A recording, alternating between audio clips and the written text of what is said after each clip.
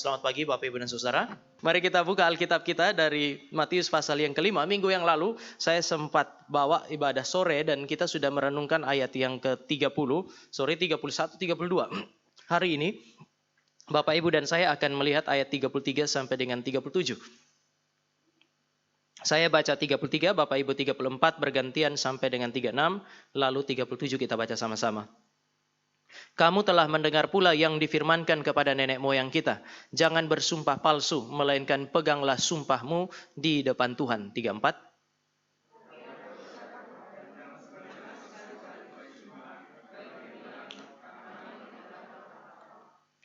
Maupun demi bumi, karena bumi adalah tumpuan kakinya, ataupun demi Yerusalem, karena Yerusalem adalah kota raja besar.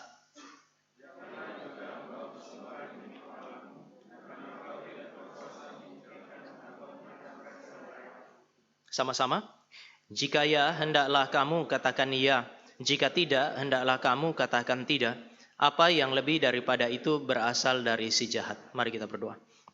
Tuhan, kami bersyukur karena Engkau adalah Allah yang benar, Allah yang hidup, yang memberi firman supaya kami hidup melalui pekerjaan Allah Roh Kudus yang melalui menyertai pemberitaan firman. Kami juga berdoa, kami bersyukur karena Allah yang hidup itu adalah Allah yang benar, yang mengajar kami hidup di dalam kebenaran. Kami berdoa biarlah firman yang telah kami baca, Allah Roh Kudus bekerja melaluinya, mencerahkan pikiran kami, supaya kami boleh mengerti kebenaran firman, dan juga meneguhkan hati kami dengan kebenaran firman, supaya kami berjalan sesuai dengan apa yang Tuhan mau dalam hidup ini.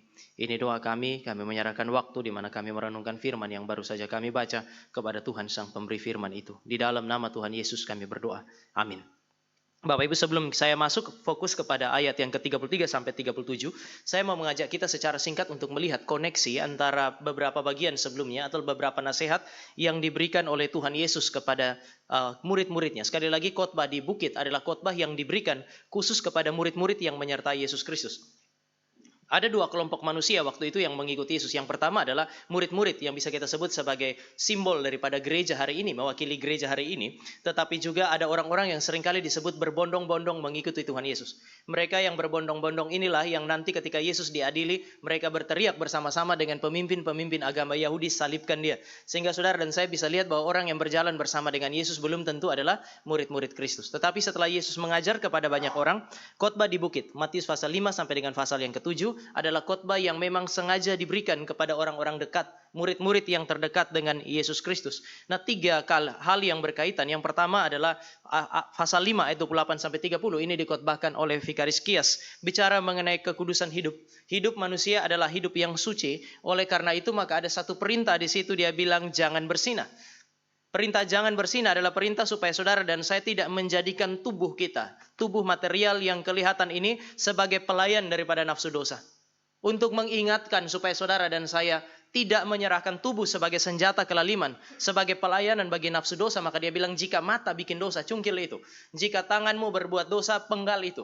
Bapak Ibu, ini tidak harus hurufiah. Bapak Ibu habis dari sini ada yang cungkil mata, ada yang cungkil hal-hal yang lain. Saya kira nggak harus sedemikian. Tetapi ini adalah sebuah peringatan yang sangat serius bahwa tubuh tidak boleh. Sekali lagi, tubuh tidak boleh dipergunakan sebagai pelayan bagi dosa. Tetapi kemudian Yesus berbicara, jika kamu melihat seorang perempuan dan engkau birahi kepadanya, tergerak secara seksual terhadap dia, maka engkau sudah bersinah dengan dia. Ini mau bicara mengenai tubuh, itu hanya bisa diserahkan untuk melayani dosa jika hati manusia bermasalah. Dia mau bilang bahwa segala sesuatu yang dilakukan oleh tubuh itu datang dari hati. Sehingga ini bukan hanya sebuah peringatan bagi Bapak Ibu dan saya untuk tidak bersinah. Kita tidak bisa mereduksi peringatan ini sebagai peringatan untuk tidak bersinah. Tetapi betul ini peringatan untuk tidak bersinah. Namun di sisi yang lain, ini adalah sebuah peringatan untuk memakai tubuh kita dengan sebagai senjata kebenaran. Dan dengan demikian hati kita harus dilatih dengan kebenaran. Segera setelah memberikan nasihat mengenai tidak bersinah, dia bicara mengenai kekudusan pernikahan. Tadi dia bilang hidup itu kudus. Sekarang Yesus bicara mengenai kekudusan pernikahan di dalam ayat 31-32. Seringkali ketika kita membaca ayat 31, ayat 32, kita bilang ini nasihat mengenai perceraian. Bapak Ibu hati-hati kalau nasihat mengenai perceraian, seolah-olah Yesus mengendorse perceraian. Tidak, Yesus tidak sementara berbicara pertama-tama mengenai perceraian. Ketika dia bilang, tetapi aku berkata kepada kamu, Yesus justru sementara berdiri sebagai antitesa dari dua kebudayaan pada masa itu. Kebudayaan Yunani maupun kebudayaan orang Yahudi pada masa itu adalah semacam kebudayaan yang merendahkan perempuan. Sehingga perempuan bisa diperlakukan apa saja. Kemudian mereka juga sudah terjebak di dalam sikap merendahkan pernikahan. Kenapa? Justru karena mereka merendahkan perempuan. Maka mereka merendahkan pernikahan. Perempuan itu pada zaman itu tidak boleh menceraikan suaminya. Tapi suami boleh menceraikan istri. Perempuan kalau sudah menikah harus setia.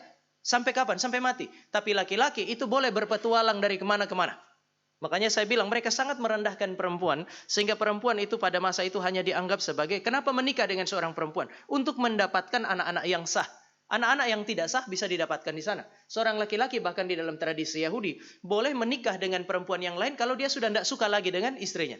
Makanya kemarin saya bilang ada satu tradisi yang namanya hilal. Itu mengerikan. Kata, kalau ada seorang laki-laki dalam perjanjian lama diizinkan menceraikan istrinya jika mendapati hal yang tidak senonoh. Persoalannya hal tidak senonoh ini apa? Kan tidak dideskripsikan. Kelompok Syamai bilang yang tidak senonoh adalah persinahan. Kalau terjadi persinahan boleh diceraikan. Dan Yesus masih mengafirmasi ini. Tapi kelompok yang kedua adalah kelompok Hilal. Kelompok Hilal mengatakan begini. Laki-laki itu bebas menceraikan istrinya. Kapan? Ketika dia mendapati masakan istrinya tidak enak. Hati-hati ibu-ibu yang hari ini masakannya bermasalah. Ketika istrinya masak hangus, orang Hilal bilang, kelompok Hilal bilang boleh diceraikan. Ketika dia berelasi dengan istrinya, dia berjumpa dengan perempuan lain dan kemudian hatinya terpikat pada perempuan itu, dia boleh menceraikan istrinya. Bahkan di dalam tradisi Yahudi ada ini. Saya mau tanya sekarang, kelompok mana yang lebih populer? Yang pertama atau yang kedua?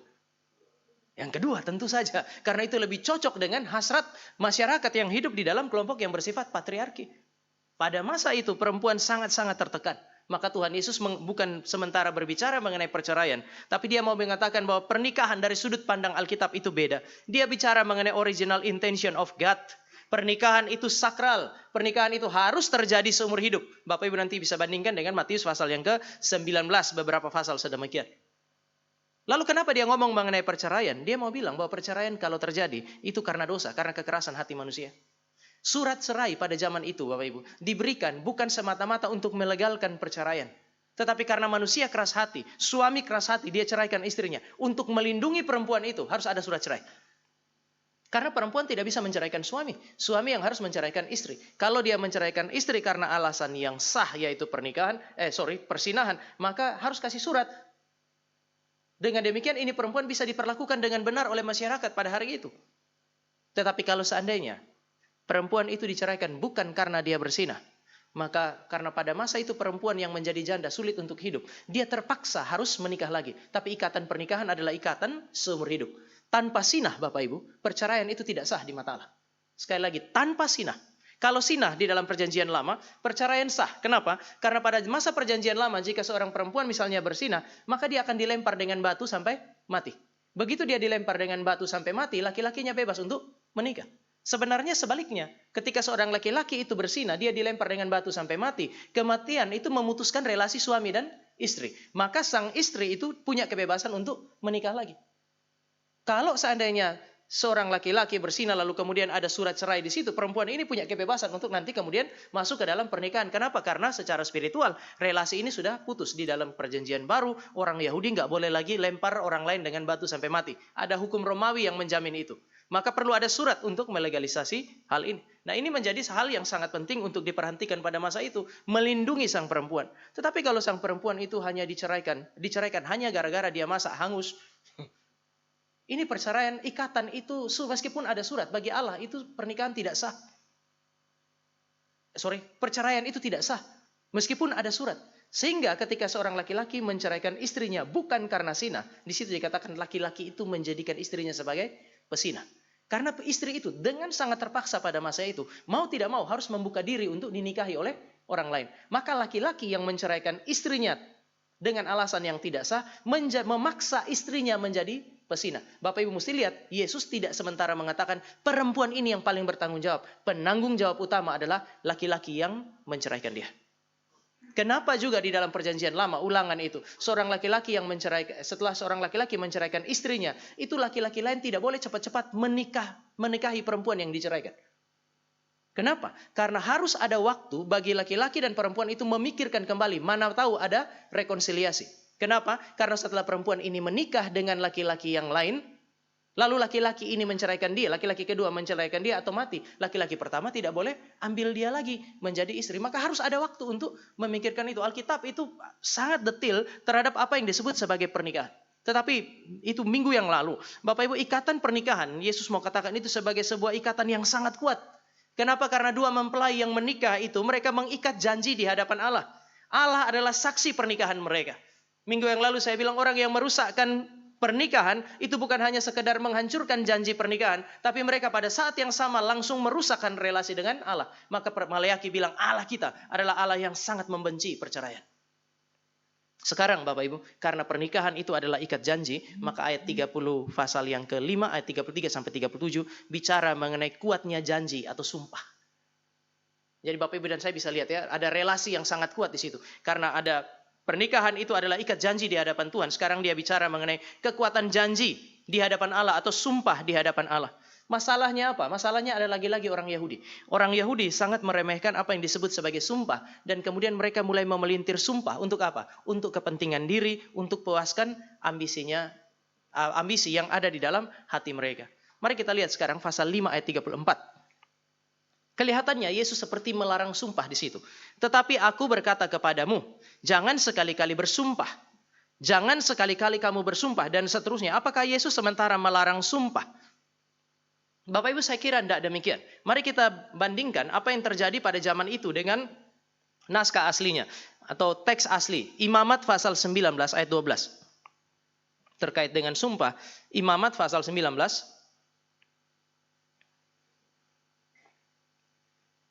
ayatnya yang ke-12.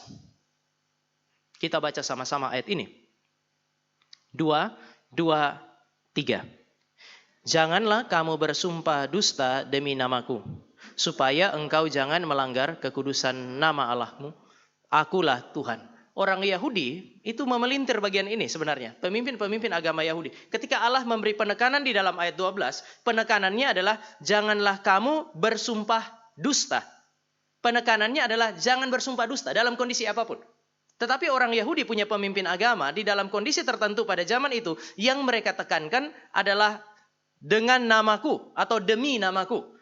Bedanya di mana? Kalau Tuhan bilang jangan bersumpah dusta atau jangan bersumpah palsu, maka dalam segala kondisi tidak boleh sumpah palsu. Pemimpin agama Yahudi memelintir sedikit di situ. Yang mereka tekankan adalah dalam namaku. Artinya kalau orang bersumpah pakai nama Allah, itu ikatannya kuat. Tapi kalau sumpah pakai nama yang lain, ikatannya tidak terlalu kuat. Kalau sumpah pakai nama Allah harus digenapi. Pakai nama yang lain ya tidak harus digenapi. Makanya kadang-kadang dalam masyarakat pada masa itu sumpah karena takut pakai nama Tuhan mengikat. Maka mereka pakai nama Yerusalem, pakai nama langit, pakai nama bumi. Saya bersumpah demi bumi, saya bersumpah demi langit, saya bersumpah demi Yerusalem, saya bersumpah demi kepalaku dan seterusnya. Kenapa? Karena kalau bersumpah dengan nama Tuhan itu sangat mengikat. Bersumpah dengan nama yang lain nggak harus mengikat. Bapak Ibu, kelihatannya seperti menghormati nama Tuhan. Tapi di sisi yang lain, ini memberi ruang bagi banyak orang untuk ingkar janji.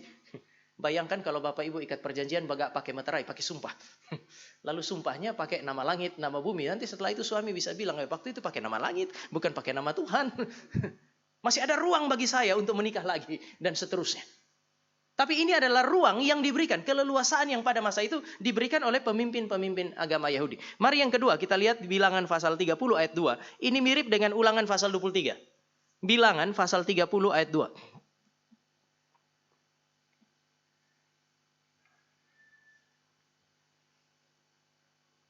Oke, kita baca sama-sama. Bilangan 30 ayat 2. 2, 3. Apabila seorang laki-laki bernazar atau bersumpah kepada Tuhan, sehingga ia mengikat dirinya kepada suatu janji, maka janganlah ia melanggar perkataan itu. Haruslah ia berbuat tepat seperti yang diucapkannya. Allah di dalam original intention itu mengatakan jika seorang laki-laki bernazar atau bersumpah harus ditepati, tidak boleh dilanggar. Karena yang ditekankan adalah laki-laki yang bernazar atau bersumpah. Orang Yahudi pada zaman itu mulai menekankan bernazar atau bersumpah kepada Tuhan. Jadi kalau dia bernazar kepada Tuhan tidak ada pilihan yang lain, harus digenapi. Tapi kalau saya bersumpah kepada Bapak Ibu, maka Bapak Ibu bukan Tuhan kan? Boleh dong sesekali tidak digenapi. Jadi ada ruang untuk tidak menggenapi janji itu. Sumpah kepada Allah harus digenapi. Tidak demikian dengan sumpah kepada manusia. Bapak Ibu, ini adalah akal bulus manusia pada zaman itu. Hari ini juga orang Yahudi pada masa itu ingin mendapatkan sesuatu. Tapi di dalam relasi antar manusia, kalau kita mau minta sesuatu kepada orang lain, biasanya kan menuntut kepercayaan orang itu kepada kita kan ya. Saya pinjamlah mobilmu barang 1 minggu, 2 minggu. Kan menuntut kepercayaan. Kalau orang nggak percaya, dia nggak akan kasih. Kadang-kadang orang Yahudi sadar bahwa dia sulit untuk dipercaya. Untuk menyegel kepercayaan orang lain, dia bersumpah. Bukankah ini juga sering kali terjadi kan ya? Saya harus bersumpah supaya orang itu percaya pada saya. Cuman kalau saya sumpah pakai nama Tuhan, cilaka. Dia sudah mati, Tuhan masih ingat. Kalau begitu mari kita sumpah, cari jalan keluar yang lain. Apa itu? Kota Yerusalem, langit, bumi, bahkan kepalanya saya. Itu adalah cara saya untuk kemudian mengikat kepercayaan orang lain. Tetapi persoalannya Bapak Ibu, seringkali pada masa itu, orang yang mengikat janji pakai sumpah, adalah orang-orang yang di dalam hati dia tahu bahwa dia tidak sanggup untuk menggenapi. Bapak Ibu perhatikan ini baik-baik. Kalau Bapak Ibu janji sama orang, Bapak Ibu mesti tahu di dalam hati dan di dalam pikiran yang saya janjikan. Mungkin hari ini saya belum genapi, tapi saya tahu persis saya akan genapi. Sekali lagi, jangan menjanjikan sesuatu yang saudara sudah tahu di dalam hati saudara tidak bisa genapi janji itu. Atau apalagi yang kedua, jangan janjikan sesuatu kepada orang lain, padahal Bapak Ibu sudah tahu bahwa Bapak Ibu tidak akan menggenapinya. Sudah, janji dululah. Seringkali kita marah sama politisi karena mereka janji mereka nggak genapi. Tapi kita semua ini makhluk politik. Kadang-kadang saudara dan saya bisa jadi lebih politisi dari politisi. Ini ada salah satu hal yang Tuhan perintahkan. Yang Yesus sementara bicarakan sekarang bukan kata-kata yang muncul di dalam sumpah atau janji. Tetapi apa yang ada di dalam hati saudara dan saya. Maka dia bilang, jaga hati kamu sedemikian rupa, sehingga kamu tidak menjanjikan sesuatu, mengucapkan sesuatu yang tidak dapat kamu genapi, atau yang kamu sudah tahu tidak akan kamu genapi. Bapak Ibu, ini adalah satu peringatan yang sebenarnya bahkan di dalam filsafat. Seorang filsuf namanya Immanuel Kant. Immanuel Kant itu kalau bilang Kristen, ya dia datang dari Lutheran, tapi padahal juga bukan. Ajarannya dia ada yang bilang, tuduh dia agnostik.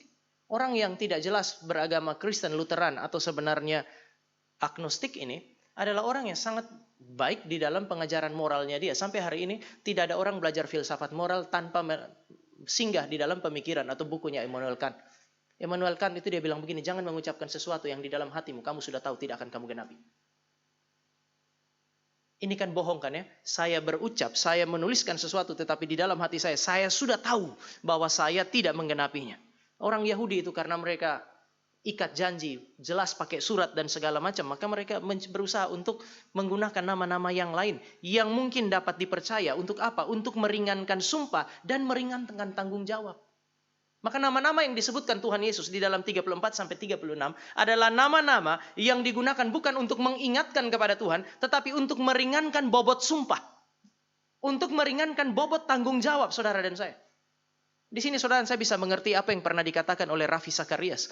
Anda bisa menemukan 10 profesor untuk membenarkan diri Anda dan menenangkan hati Anda, membela kesalahan Anda. Tetapi Tuhan Yesus bilang, tidak ada yang bisa lolos dari penilaian Allah yang suci dan Allah yang benar. Tidak ada. Orang Yahudi berusaha untuk menghindarkan diri mereka dari gangguan hati nurani. Mereka berusaha untuk mencari pembelaan bagi tindakan mereka yang tidak jujur dan tidak benar itu. Tapi Tuhan Yesus bilang, yang Allah persoalkan itu bukan apa yang tertulis. Bukan apa yang kamu ucapkan dan bisa dibaca, didengarkan oleh orang lain. Tetapi apa yang ada di dalam hati yang telah menghasilkan kata-kata itu. Oleh sebab itu Tuhan Yesus bilang, kamu sudah dengar yang kayak begitu. Tapi sekarang saya kasih tahu kamu. Dia bilang, tetapi aku berkata kepadamu. Kata tetapi, tadi saya bilang, ya kalau kita sudah dapat hal-hal yang baik dikasih tahu duluan, mana biasanya lebih baik ya? Kamu tuh cakep, baik, lalu kemudian dia tutup, tetapi. Atau dia bilang, kamu punya pekerjaan ini sebenarnya banyak sekali masalah. Tetapi, yang positif tuh yang mana?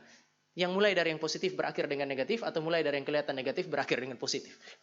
Tetapi kata tetapi itu adalah satu kata yang menunjukkan kontras. Sehingga Tuhan Yesus bilang, kamu sudah mendengar kalau ada orang bersumpah dia harus pegang sumpahnya. Tetapi aku berkata kepadamu.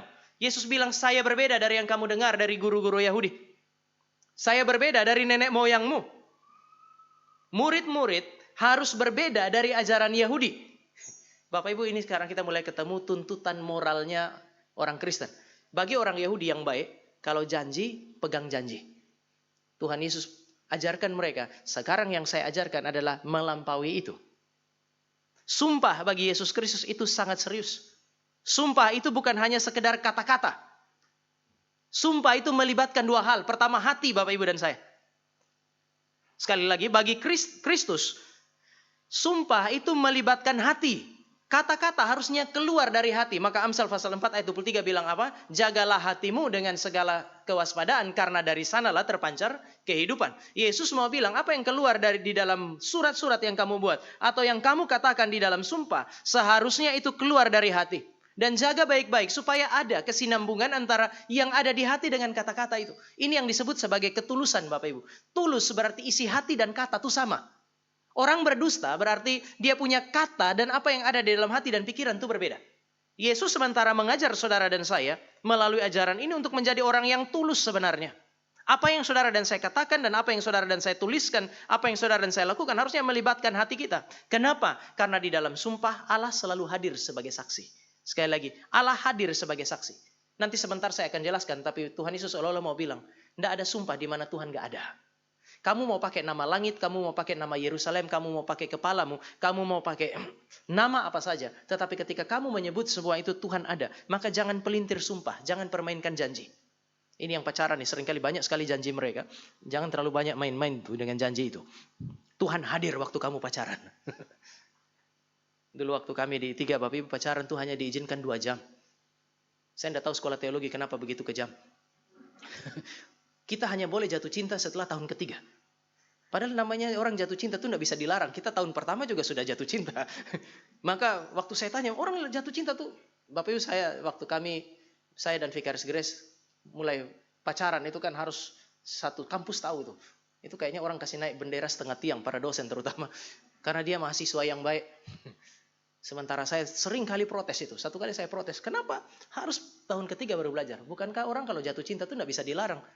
Dia bisa jatuh cinta di tahun pertama dan kedua. Dosen itu saking jengkelnya dia bilang begini. Ya kamu boleh jatuh cinta di tahun pertama, tahun kedua. Tahun ketiga baru menyatakannya. Saya bilang tapi orang lain sudah ambil Pak. Mereka paling jengkel sama saya.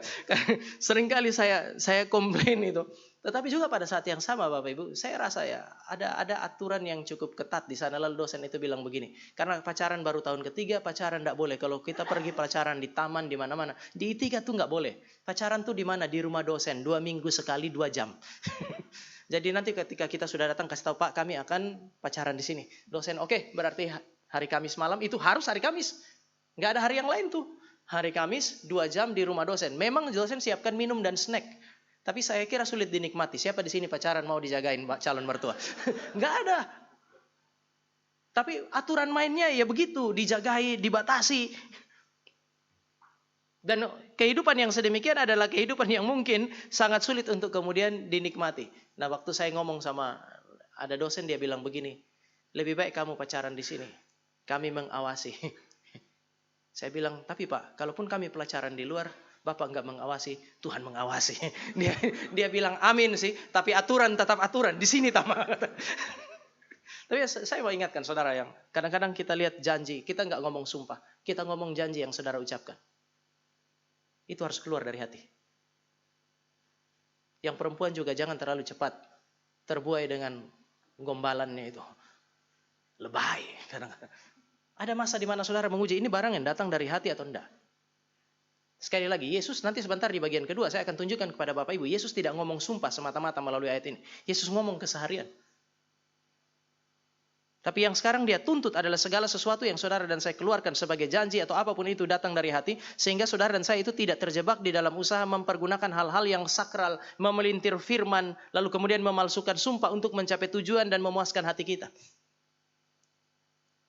Salah satu orang, Bapak Ibu kalau pernah nonton lalu kemudian almarhum siapa tuh? Saitapi itu. Profesor Saitapi. Dia bilang begini, kenapa Indonesia punya politik ini hancur padahal ini negara kuat sekali dengan agama? Karena politisi-politisi kita itu bukan hanya berani menipu rakyatnya, Tuhan aja mereka tipu. Waktu disumpah dia bilang dia akan layani rakyat. Pada saat disumpah itu kan di hadapan Tuhan. Kalau dia Kristen dia taruh tangannya di atas Alkitab. Kalau dia Islam dia akan taruh tangannya di atas Al-Quran. Itu dia sumpah di hadapan Tuhan. Tapi kalau Tuhan aja dia bisa tipu, kenapa rakyat dia tidak bisa tipu? Tetapi saudara, saya ada di dalam konteks yang sedemikian. Maka Tuhan Yesus kasih peringatan yang sangat keras di situ. Jangan sekali-kali kamu bersumpah. Ini bukan melarang sumpah sama sekali Bapak Ibu. Karena nanti Ibrani pasal 6 ayat 16 mengindikasikan bahwa sumpah itu masih mungkin ada. Tetapi Yesus Kristus sementara menunjuk kepada hati manusia. Termasuk Bapak Ibu dan saya. Hati orang yang bersumpah itu jujur atau tidak. Ini yang mau ditunjuk oleh Yesus Kristus. Dan karena dia merujuk kepada hati bukan sekedar pada kata-kata. Maka Bapak Ibu dan saya akan menemukan bahwa Yesus Kristus sementara menekankan kepada kita betapa seriusnya sumpah itu. Sekarang saya mau ajak Bapak Ibu lihat dalam Alkitab apa itu sumpah. Sumpah berarti Bapak Ibu dan saya menghadirkan Allah sebagai saksi.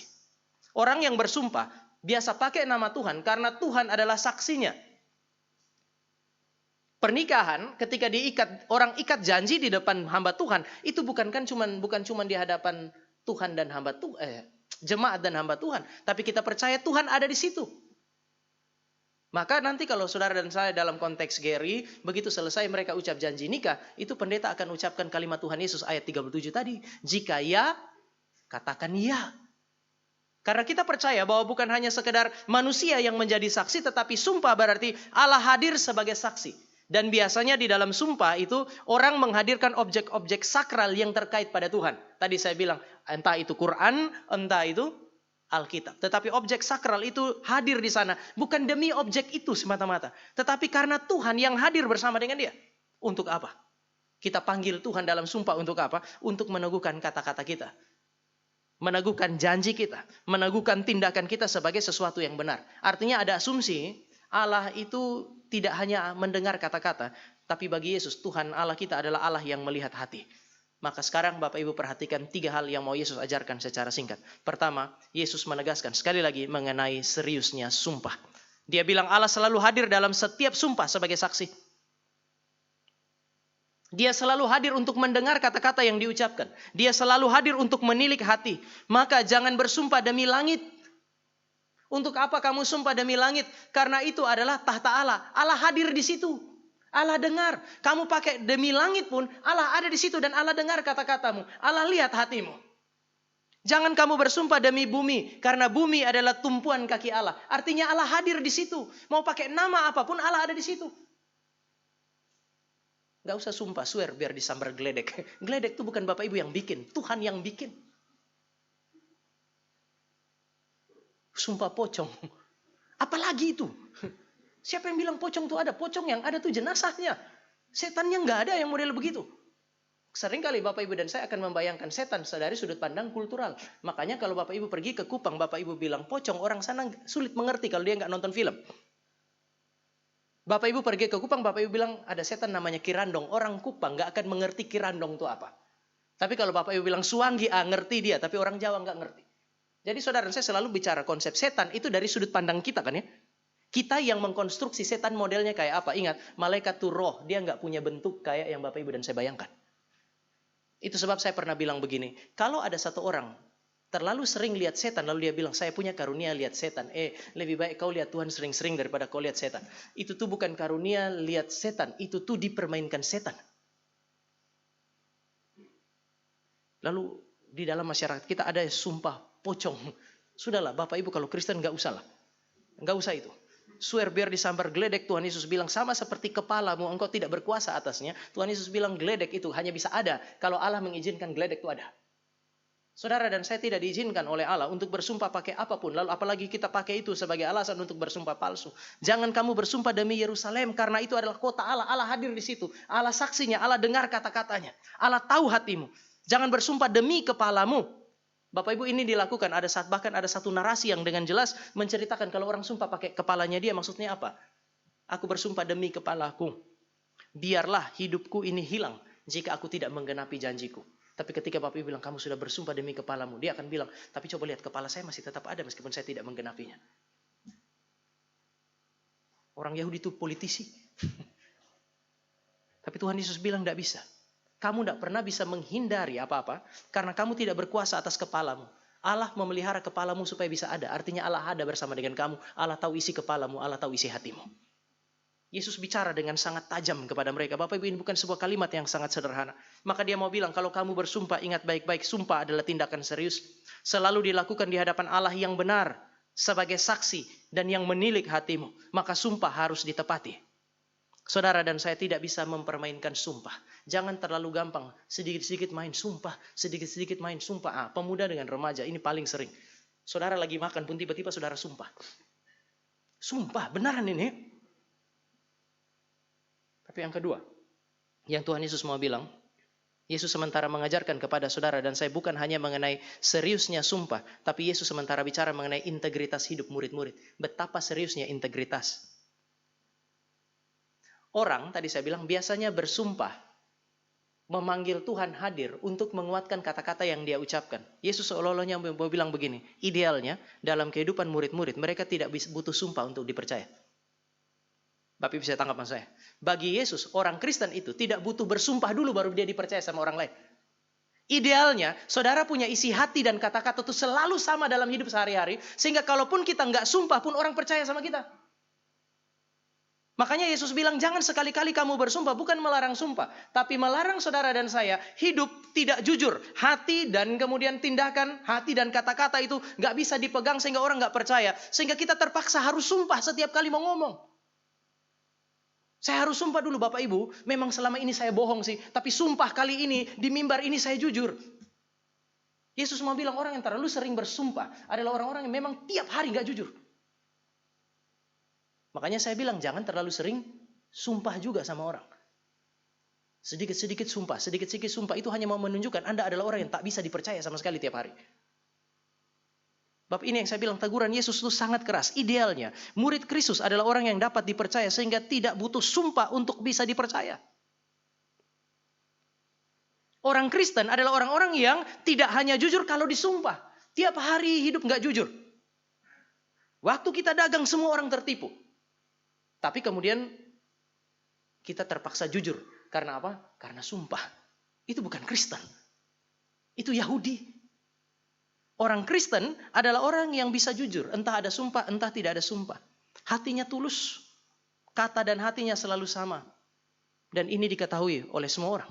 Sehingga sekali lagi dia ketika bicara dengan orang gak harus sumpah dulu baru orang percaya sama dia. Di dalam keseharian orang Kristen tidak perlu banyak sumpah. Di dalam keseharian orang Kristen tidak perlu memperalat sumpah, apalagi mempermainkan sumpah. Karena apa? Karena mereka dapat dipercaya tanpa sumpah. Pertanyaannya sekarang sederhana sih Bapak Ibu, lepas dari sumpah atau bukan? Apakah kata-kata Bapak Ibu dan saya dapat dipercaya atau tidak? Ini yang membuat kekristenan harusnya dengan menyadari prinsip ini. Kekristenan, gereja itu harusnya jangan jadi tempat orang gosip. Jangan jadi tempat di mana saudara dan saya jadi orang Kristen itu saling menipu satu dengan yang lain.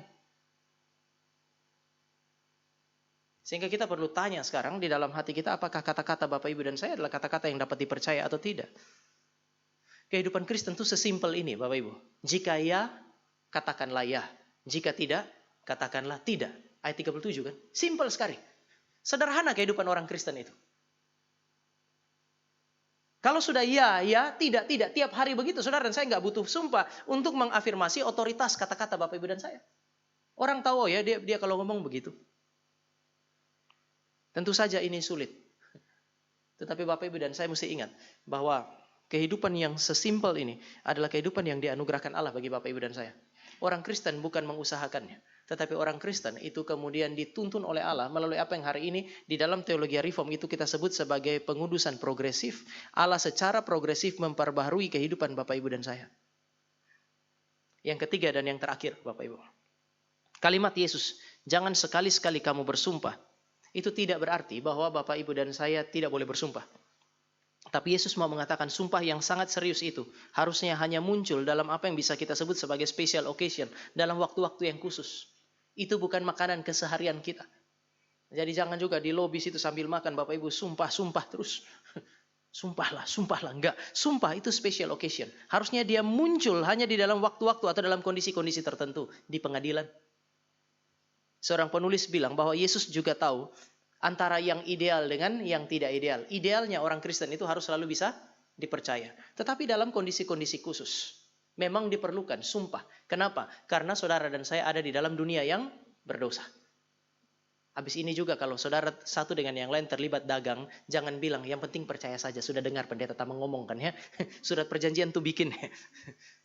Banyak kali di dalam gereja itu mereka tidak bisa membedakan antara apa yang Yesus bicarakan di dalam keseharian dengan kondisi-kondisi khusus. Sehingga nanti ketika dua orang terlibat di dalam bisnis, atas dasar rasa saling percaya, kemudian ada bentur, yang salah pendeta. Gereja. Karena kami sama-sama orang Kristen di dalam gereja, nggak ada business is business. Ketika saudara dagang, ada perjanjian, bikin perjanjian. Ketika saudara ada di pengadilan, saudara tidak bisa bilang sama hakim, Bapak Kristen kan? Saya juga. Ya sudahlah, Bapak percaya saya aja. Tidak bisa. Itu special occasion. Tempat di mana kita sadar bahwa dunia ini penuh dengan dusta. Yesus diserahkan oleh para saksi dusta. Yesus tahu itu. Maka sumpah juga menjadi sesuatu yang sangat penting. Orang Kristen memang mewaspadai apa yang disebut sebagai sumpah palsu. Tetapi saudara dan saya juga perlu sadar bahwa ya karena ada yang namanya sumpah palsu itu, maka sangat mungkin Allah mengizinkan saudara dan saya masuk dalam satu kondisi di mana sumpah harus ada. Maka ini jangan pakai ayat ini untuk satu saat kalau harus sumpah kemudian kita bilang, Pak Hakim, gak bisa.